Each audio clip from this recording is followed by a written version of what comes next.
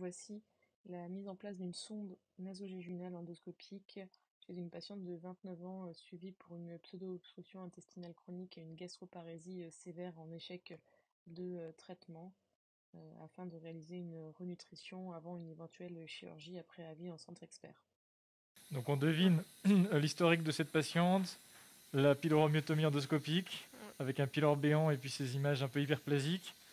Euh, on verra sur la scopie dans un instant qu'il y a un pacemaker gastrique, enfin un stimulateur. Et on va donc mettre en place la sonde nasogénale. On utilise des sondes qui s'appellent les sondes Corflow. C'est Asceptin Med qui les commercialise. Dans le kit, l'intégralité du matériel nécessaire, c'est-à-dire un fil guide qui est relativement rigide, ce qui est assez important, surtout quand il y a des estomacs très distendus. Je vais faire un petit peu de scopie pour confirmer. Je suis ici au Genu Inferius et je utilise la scopie pour m'assurer qu'on ait quand même que le fil reste bien en place. Dans la mesure du possible, j'essaie de suivre la petite courbure. Donc là, tu essayes de ne pas avoir une trop grande boucle dans l'estomac. Exactement, malheureusement. C'est un peu le cas, mais alors on sait que c'est plus difficile sur ces estomacs très distendus. Je vais la prendre. On a un fil qui sort par la bouche. Il va falloir qu'on fasse un échange pour le faire passer par le nez et descendre la sonde. Il faut d'abord que je récupère l'intégralité du fil. Donc on retire le cale-dent. Et il faut toujours avoir la main qui tient, qui sécurise la sonde où elle se trouve. Ensuite, on va utiliser cette espèce de petite sonde nasogastrique, qui est en fait une sonde nasobuccale finalement, qu'on va passer par la fosse nasale et essayer de récupérer au fond de la gorge. D'accord, donc là tu introduis la sonde par la narine et tu la sens au fond, tu la sens contre le pharynx finalement. Je la sens très profondément au fond. Donc là, on espère que la patiente est profondément sédatée. Partie du geste qui peut être un petit peu laborieuse, mais je pense qu'on va finir par y arriver.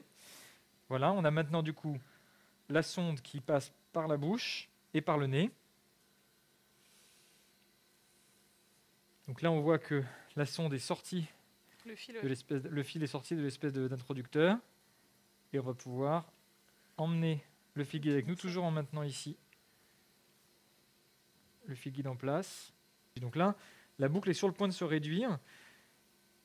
Elle reste au fond du pharynx. Et je vérifie sur la scopie que lorsque je tire, je tire par le nez, eh bien, j'arrive bien à mobiliser facilement la portion intragastrique de la sonde. Donc préalablement, on n'a pas vu à la caméra, mais Maria a passé de l'eau dans la sonde, parce que comme le fil est hydrophile.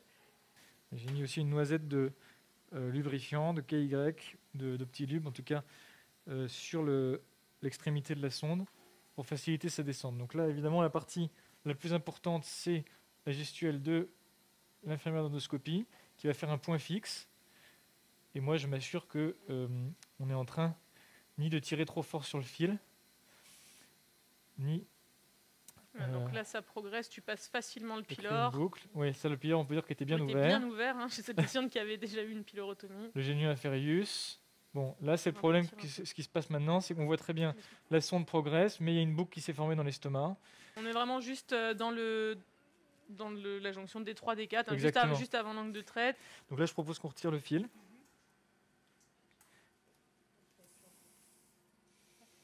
Et voilà, maintenant, il faut qu'on fixe la sonde au nez.